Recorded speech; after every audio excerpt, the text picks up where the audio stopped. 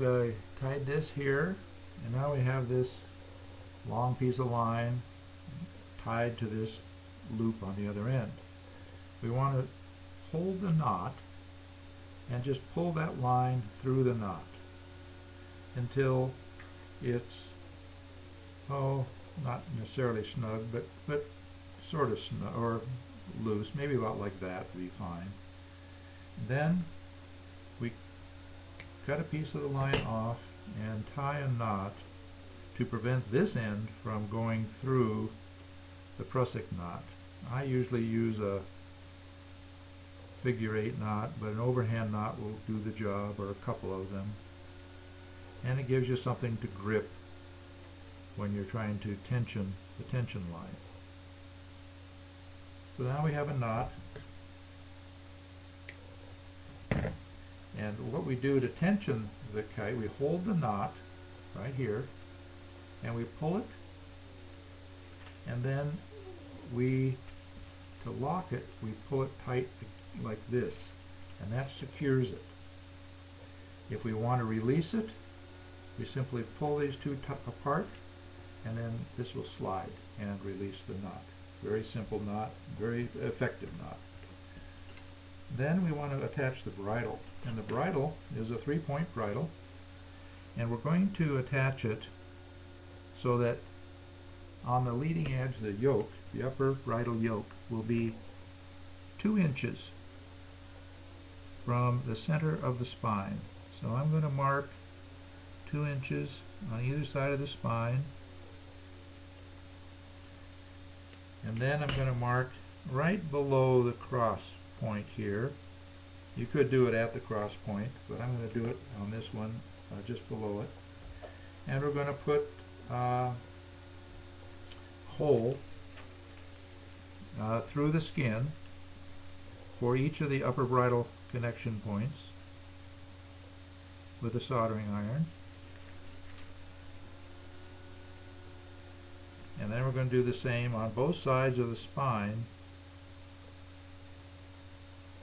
at the lower bridle connection point. And then the bridle is, I use just braided dacron. Cut a piece about 8 inches long or so, and the tension line stays on the back side of the kite. And you can put a drop of super glue on these knots on the tension line to keep them on the back side of the kite, and to help secure the knot itself sometimes is a good idea. And then, but the bridle line, we want that to go through the front and come out on the front, because that's where you need the bridle, is the front of the kite. So we simply put one end of the bridle line through one of the holes and tie it with a knot that's secure.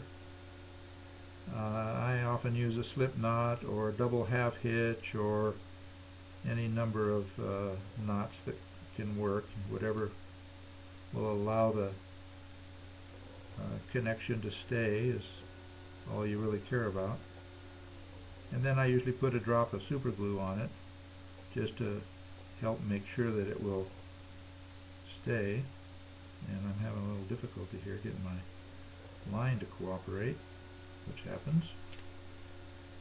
So we got that, and the length of this upper bridle yoke isn't too critical.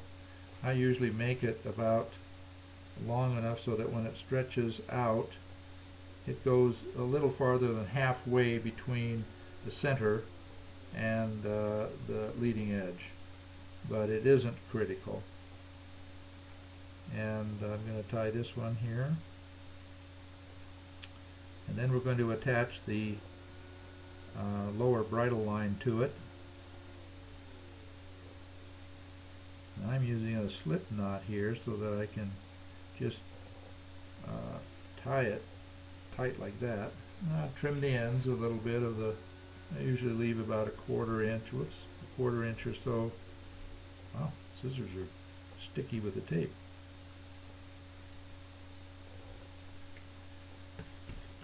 Now for this lower bridle line, you want to fold over on one end about 2 inches or so, or maybe 3, and tie an overhand or figure 8 knot to create a small loop at one end of the line. And we're going to lark's head that loop onto the yoke that we just made. And to do that, we just slip the loop we made under the yoke, and then we put the knot of the loop through and around the yoke and pull the line through and secure it by tightening it down towards the center of the spine. Then we thread this through the holes we made for the lower bridle connection and tie it. Now you can tie it any length you want, but again, I try to make it so that the bridle won't extend beyond the corner of the kite, because sure enough, you know, that's where it's going to get snagged just when you don't want it to, and cause the kite to crash. It could be any length in terms of the flying the kite, but that's one aspect that I like to pay attention to when I'm making a kite. And I'm going to put a drop of super glue on all these bridle connections, and that'll assure me that the knots are more likely going to hold. Then what we do is cut off the remaining tail and you make a loop out of that, or some piece of line that's about 7 or 8 inches long, fold it in half and make another little loop. And this we're going to attach to the lower bridle line using a lark's head knot. And this is where we're going to connect our flying line. This is the toe connection point. And this we just loop under the bridle line, and we just poke the knotted end, or whatever end you're using, around the lower bridle line and back out the other side, and pull the knot, and you create a lark's head knot. And then we want to pull the lower bridle line tight and move this up towards the nose so that the kite is about, maybe the front is about 2 inches above the tabletop, with the back just resting on the tabletop. That's a good place to start when you fly. That'll allow the kite to fly.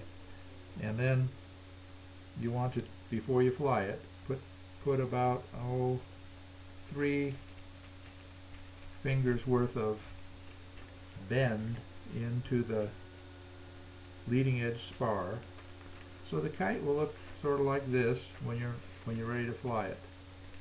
And if the kite does nothing but spin, then what you want to do is to put this toe connection loop closer to the tail of the kite, so the kite will be a little bit flatter to the wind.